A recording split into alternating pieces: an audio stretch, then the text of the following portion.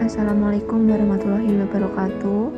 Selamat siang Ibu Dia Susanti SSI MED dan teman semuanya. Kami dari kelompok 9 akan mempresentasikan hasil tugas kami untuk mata kuliah IPA di SDMI yang kami beri judul Lapisan Bumi, Batuan, dan Mineral. Sebelumnya izinkan saya untuk memperkenalkan anggota kelompok 9, dimulai dari saya, Lila Wahyuta Rohmah, 2032000057, 2 Muhammad Dai Al-Falah, 2032000071, 3 Nia Rahmawati, 2032000074. Lapisan bumi. Bumi sudah terbentuk 4,54 miliar tahun yang lalu. Struktur lapisan bumi terdiri dari berbagai jenis batuan. Sementara itu, lapisan bumi dapat terbagi menjadi 3, yaitu kerak bumi, mantel bumi, dan inti bumi. Yang pertama, kerak bumi. Lapisan bumi yang paling luar disebut dengan kerak bumi atau crust. Lapisan ini dikelompokkan menjadi 2, yaitu kerak benua dan kerak samudra. Ketebalan dari kerak benua berkisar antara 20 hingga 70 km, sedangkan ketebalan kerak samudra berkisar antara 5 sampai 10 km. Pada lapisan kerak bumi terdapat relief permukaan bumi yang terbentuk dari adanya tenaga endogen dan eksogen. Semakin dalam kerak bumi, maka suhunya akan semakin tinggi. Suhu kerak bumi yang paling dalam bisa mencapai 200 sampai 1000 derajat Celcius. Kerak benua mempunyai susunan dominan berupa batuan granit, sedangkan kerak samudra sebagian besar tersusun atas batu basal. Komposisi kimia kerak bumi meliputi silika sebesar 60,2%, alumina sebesar 15,2%, kapur sebesar 5,5%, magnesium sebesar 3,1%, sodium oksida sebesar 3%, kalium oksida sebesar 2,8%. Senyawa lain yang menyusun bumi yaitu air, karbon dioksida, titanium, oksigen, dan fosfor trioksida. Senyawa-senyawa tersebut hanya berjumlah kurang dari 2% dari seluruh komposisi senyawa yang menyusun bumi. Yang kedua yaitu mantel bumi. Selimut atau selubung bumi, lebih dikenal dengan sebutan mantel bumi, letaknya berada di antara kerak bumi dan inti bumi. Ketebalan mantel bumi yakni 2900 km. Temperaturnya mencapai hingga 3000 derajat Celcius. Sebagian besar mantel bumi tersusun dari jenis-jenis batuan yang terkandung silikon dan magnesium di dalamnya. Sementara bagian yang lain tersusun dari silisium dan aluminium. Mantel bumi diklasifikasikan menjadi 3 kelompok, yaitu lapisan litosfer. Lapisan ini merupakan lapisan terluar mantel bumi dengan ketebalan hingga 80 km. Lapisan astenosfer. Lapisan ini terbentuk di bawah lapisan litosfer, ketebalan berkisar antara 100 hingga 400 km. Lapisan astenosfer diprediksi sebagai tempat pembentukan magma. Yang ketiga, lapisan mesosfer. Lapisan terbawah dari mantel bumi adalah mesosfer. Ketebalan berkisar antara 2400 sampai 2700 km. Poin yang ketiga yaitu inti bumi. Inti bumi atau core merupakan lapisan bumi yang paling dasar. Ketebalan ini adalah 3500 km dengan lapisan inti luar setebal 2000 km. Suhu di lapisan inti luar adalah 2200 derajat Celcius. Sementara pada lapisan inti dalam temperaturnya semakin panas, yakni mencapai 4500 derajat Celcius. Bagian inti bumi tersusun dari nikel dan besi. Atmosfer. Lapisan atmosfer terdiri dari nitrogen sebesar 21%, nitrogen sebanyak 78%, bagian kecil karbon dioksida, air, serta jenis gas lainnya. Sebagian besar massa atmosfer berada di ketinggian 11 km. Pada lapisan atmosfer terbentuk iklim dan cuaca yang dipengaruhi oleh energi matahari dan berputarnya bumi. Energi matahari juga mempengaruhi pergantian musim. Musim panas terjadi ketika kutub utara menghadap tepat ke arah matahari, sementara terjadinya musim dingin adalah sebaliknya. Panjang siang hari di musim panas lebih lama, sedangkan musim dingin di hari menjadi lebih pendek. Bahkan hampir tidak ada siang hari di daerah kutub ketika musim dingin. Selanjutnya litosfer. Lapisan litosfer seperti yang sudah dijelaskan sebelumnya mempunyai ketebalan 80 km. Setelah itu lapisan ini mempunyai bentuk berupa lempengan yang terus bergerak karena adanya tenaga endogen.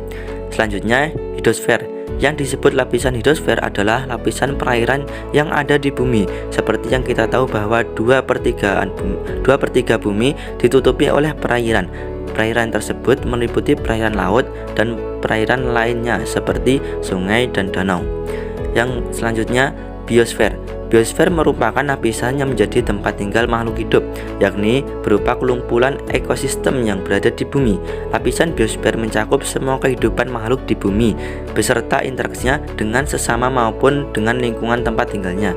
Tingkatan organisasi dalam biosfer meliputi protoplasma, sel jaringan, organ sistem, dan organisme. Materi selanjutnya adalah batuan. Batuan adalah benda alam penyusun kerak bumi dan merupakan suatu agregat atau kumpulan dari mineral yang telah mengeras atau padat. Di dalam batu terkandung satu atau beberapa jenis mineral.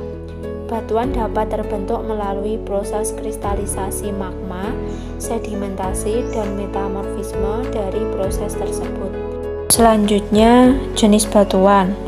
Batuan sedimen adalah batuan yang terjadi karena pengendapan materi hasil erosi meliputi proses pelapukan, transportasi, dan deposisi. Proses pelapukan yang terjadi dibagi menjadi dua, yaitu pelapukan fisik dan pelapukan kimia. Proses transportasi dilakukan oleh air dan angin, sedangkan proses deposisi bisa terjadi apabila energi transport sudah tidak mampu lagi mengangkut partikel air maupun angin. Contoh batu sedimen yaitu batu konglomerat, batu pasir, batu serpih, batu gamping, dan batu breksi. Yang kedua, batuan beku adalah batuan yang terbentuk akibat pembekuan magma. Contoh batu beku yaitu batu granit, batu andesit, batu trasit, batu basal, batu obsidan, dan batu apung. Yang ketiga, batuan metamor adalah batuan hasil transformasi atau ubahan dari suatu tipe batuan yang telah ada sebelumnya. Protoli atau suatu metode tersebut metamorfisme, yang berarti perubahan bentuk. Batuan ini terjadi akibat adanya penurunan temperatur sehingga kumpulan mineral metamorfisme tingkat tinggi berubah menjadi kumpulan mineral stabil pada temperatur yang lebih rendah. Mineral adalah suatu benda padat homogen yang terdapat di alam. Terbentuk secara anorganik, mempunyai komposisi kimia pada batas tertentu, dan mempunyai atom yang tersusun teratur. Sifat fisik mineral. Yang pertama, warna. Warna mineral dapat dilihat oleh mata apabila terkena cahaya. Ada beberapa mineral yang dinamakan berdasarkan warna seperti azurit biru, malachite hijau, etrite merah, ungu, dan lainnya. Dua belahan atau terbelah adalah sifat fisik dari mineral jika mengalami tekanan dari luar atau permukaan dengan palu.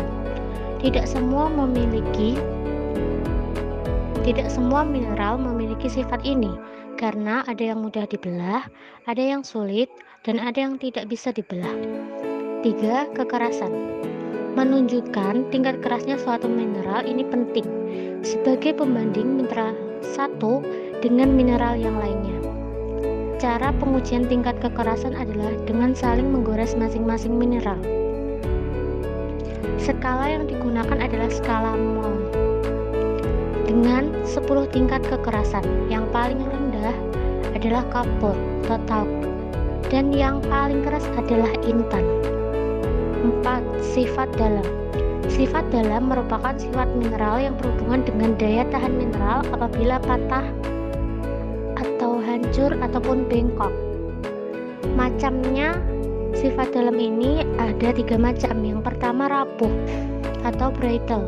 Artinya mineral tersebut mudah hancur tapi bisa dipotong-potong Mineral ini yang bersifat rapuh, contohnya kuarsa, ortoklas, kalsit, dan pirit. Yang kedua, mudah ditempa. Artinya, mineral itu dapat ditempa hingga tipis. Contoh yang bisa ditempa sampai tipis adalah emas, tembaga. Yang ketiga, dapat diiris. Artinya, mineral itu dapat diiris dengan pisau seperti gipsum. Yang kelima adalah fleksibel. Artinya, mineral dapat menjadi lapisan tipis, bisa dibengkokkan namun tak patah, tetapi tidak dapat dikembalikan lagi seperti semula. Contohnya, mineral kapur dan selenit. Yang keenam ada berat jenis. Berat jenis adalah berat relatif dari suatu mineral yang diukur terhadap berat dari air. Cara mengukurnya, timbang mineral dalam keadaan kering di udara, dilambangkan dengan W. Timbang mineral dengan ditenggelamkan dalam air, dilambangkan dengan W. Berat jenisnya ditentukan dengan membagi berat dalam kondisi kering dengan berat setelah ditenggelamkan. Dengan rumus berat jenis, berat per berat sebelum ditenggelamkan dengan berat yang setelah ditenggelamkan.